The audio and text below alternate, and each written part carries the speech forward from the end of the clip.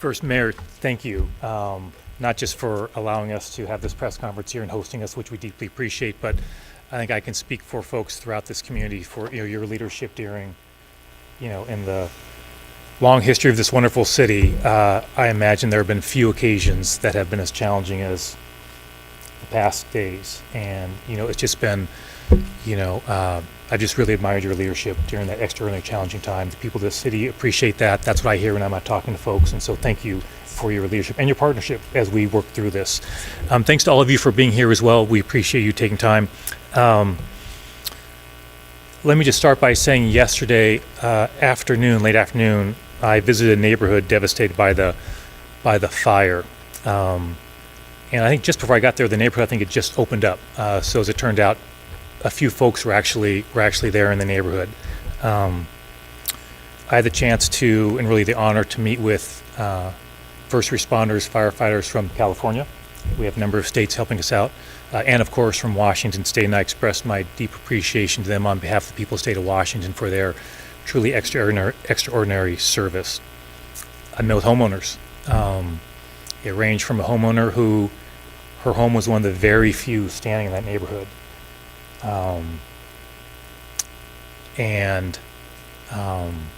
Just 2 doors down, maybe 3 doors down, there was a retired couple who had lost their home, and they were there,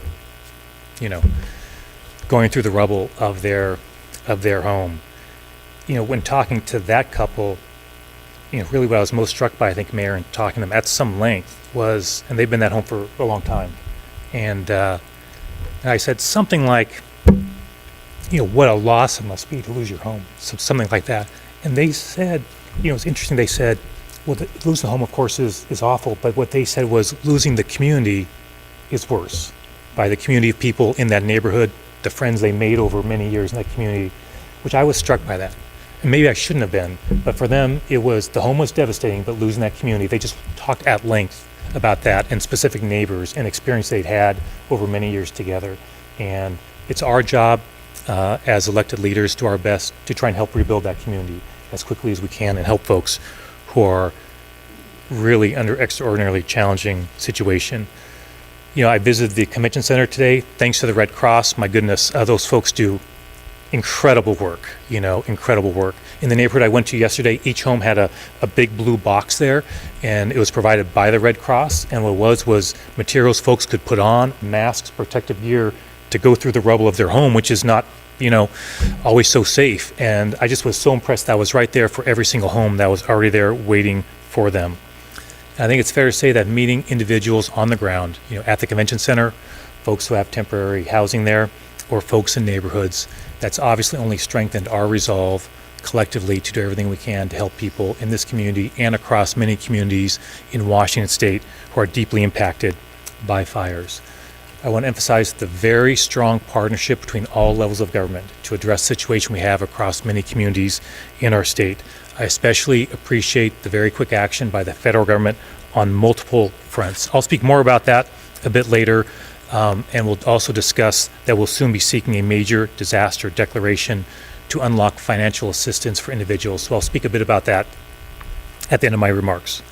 As governor, my job in this situation, one of my jobs in this situation, is to make sure we are unlocking all the resources that state government can provide to help people during this time.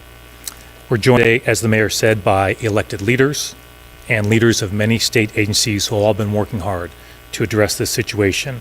So we're here to share updates and developments regarding the state's response and the resources we are providing. I think when we were at a press conference, Mayor, I think a week ago today, actually, I mentioned, look, we're in for the long haul on this as a state, and nothing's changed in the last week. We're in for the long haul, but this is a next step. There will be updates to my announcement today as time goes on. We want to provide an update to the people. On the morning of Saturday, August 1st, I signed an emergency proclamation that implemented a burn ban across Washington State through September. Today, I just signed an amended emergency proclamation. And this emergency declaration, with one exception, which I'll mention, applies to individuals impacted by fires across 7 counties and 3 tribal nations. The counties are Chelan, Ferry, Okanagan, Spokane, Stevens, Douglas, and Yakima.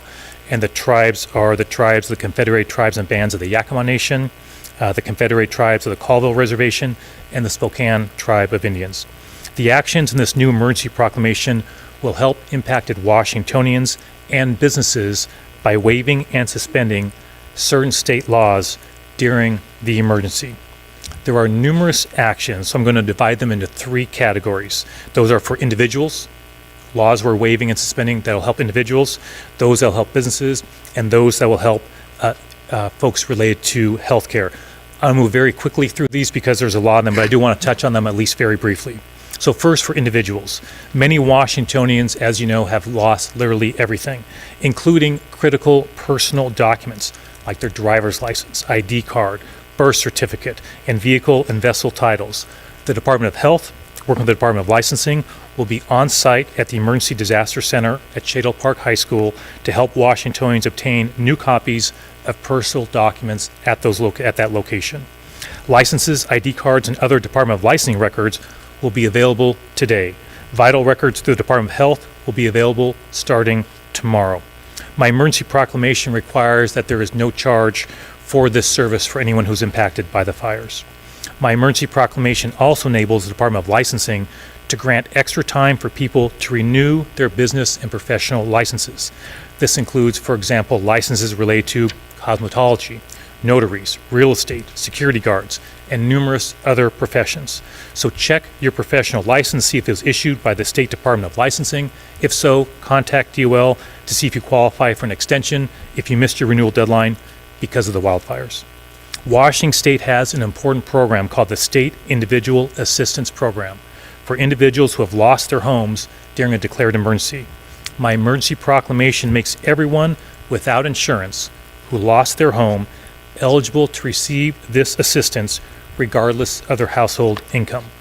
Washington State also has the Family Emergency Assistance Program. It provides cash assistance for families with children during a disaster. My emergency proclamation extends this program to include families without children. Typically, that Family Emergency Assistance Program is only available for families once per year. My emergency proclamation allows families impacted by wildfires to access this program each month if needed. State law requires that in order to get unemployment assistance, you must wait 1 week before getting benefits. My emergency proclamation suspends the waiting period so Washingtonians out of work due to the wildfires will receive their unemployment benefits immediately. Normally, individuals receiving unemployment benefits also must prove each week that they are actively searching for a job. My emergency proclamation suspends the job search requirement for those impacted by the wildfires. The wildfires have, of course, created a housing crisis for many Washingtonians. My emergency proclamation prohibits eviction-related actions to keep Washingtonians housed during this challenging time. The proclamation limits the ability to serve or act on eviction orders for the next 2 weeks unless there is an immediate health or safety risk or unless the tenant received a full 9 days notice in writing of the owner's intent to occupy or sell the property. Washingtonians across the state have taken in neighbors, friends, and strangers during this crisis. Their generosity should not put them in danger of eviction. My emergency proclamation prohibits landlords from evicting their tenants for hosting people and their pets who have been displaced by wildfires. That part of the proclamation extends statewide. Current law allows landlords to take possession of property that's been abandoned without an eviction notice. My proclamation prohibits landlords from utilizing this tool when a resident had to leave because of the fires. Now I'm going to turn to the part of the declaration or the proclamation that relates to healthcare. Healthcare providers, is an understatement to say, play a critical role in providing care during an emergency, and they should not have to worry about renewing their licenses right now. My emergency proclamation enables the Department of Health to grant extra time for healthcare providers to renew those licenses so they can continue providing care without worrying about having to file paperwork. Medical assistants provide essential basic health care. Normally, they must have a supervising provider physically present at all times.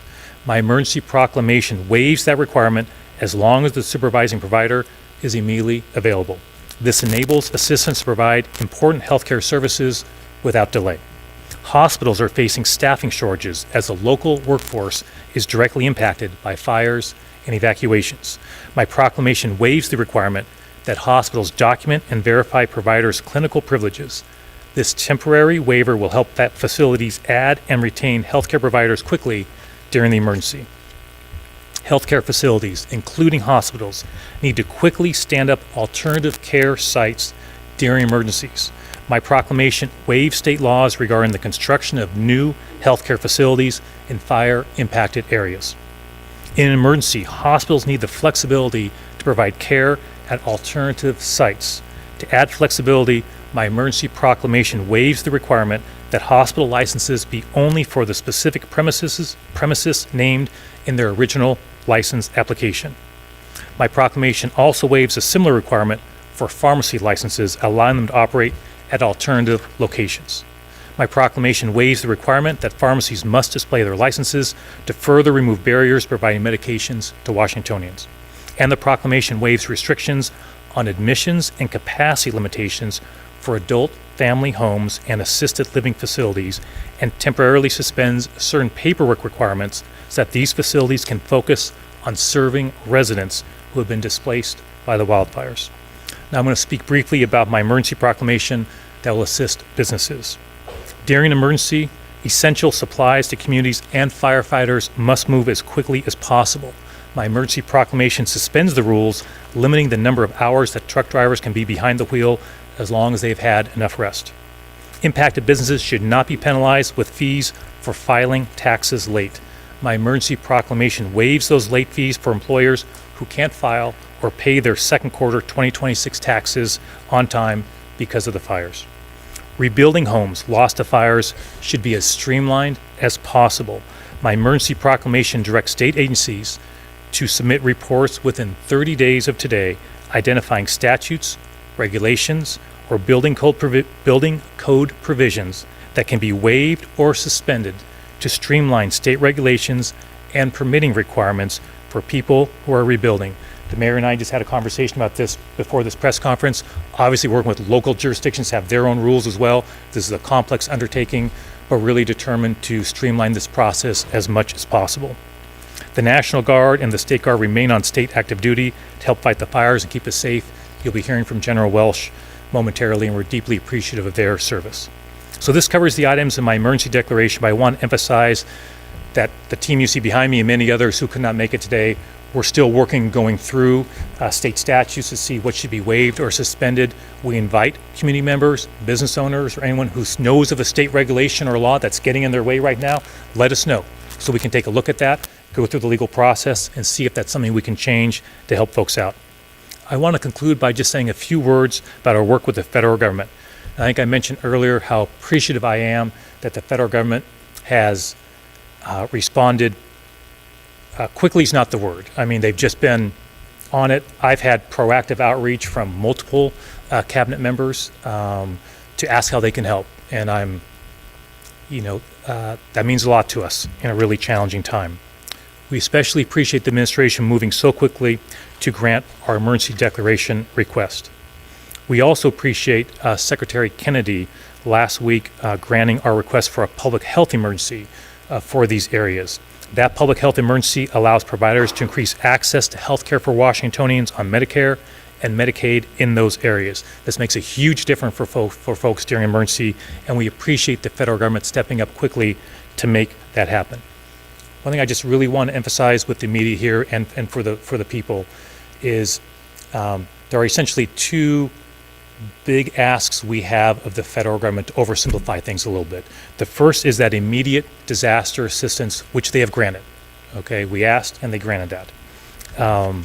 The second is a request for a major disaster declaration, a totally different request.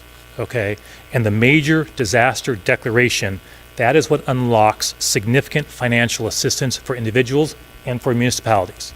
Two different things, two different processes. So I'm just going to speak for a moment about the upcoming requests we'll have for major disaster declaration. We don't have a deadline yet, but we probably will soon. We anticipate our deadline will be around mid-September. We'll obviously let you know once we have that deadline. The request is a major undertaking. It is a lot of work in a very short period of time, and it requires local governments to detail the damage to individuals and to those municipalities in their areas. The mayor and I have spoken about this already. The mayor is already on it, as are other jurisdictions. We as a state, we take that information, put it together, and make the request to the federal government. We deeply appreciate that when we had the historic floods last year, that the federal government granted our request for a major disaster declaration. I'm very aware that these major disaster declarations are not always granted. And so we are determined to make our case as compelling as possible. This will require the personal involvement of numerous elected officials and community leaders throughout Eastern Washington, specifically to share their perspective with the federal government, in particular if they have contacts with the federal government, to demonstrate how devastating these fires have been in our communities and to urge the administration to grant our request. I'll just conclude by saying in order to get a major disaster declaration, we need to meet several requirements. We must show the scale of the disaster is beyond our ability as a state to fully respond. We have to confirm we've taken appropriate action as a state under our emergency plans. In coordination with local governments, provide an estimate on the amount and severity of damage to the public and private sector. I know I'm asked, and I suspect the mayor's asked, hey, what's the damage so far? This will be our time to say, hey, here's an amount of the harm that we can estimate of the disaster in central and eastern Washington. We must describe the resources utilized to alleviate the disaster and provide preliminary estimates on the types of assistance needed. I am confident we'll make a compelling case for each of these criteria, and we're already hard at work on making this happen. I appreciate your patience. I went through a lot of items there, but I did want to detail for folks here in the community and across this part of the state the level of detail we're engaged in. Again, I want to emphasize this will not be the last, I suspect, change to our emergency declaration. We continue to evaluate what we can do to streamline things for folks.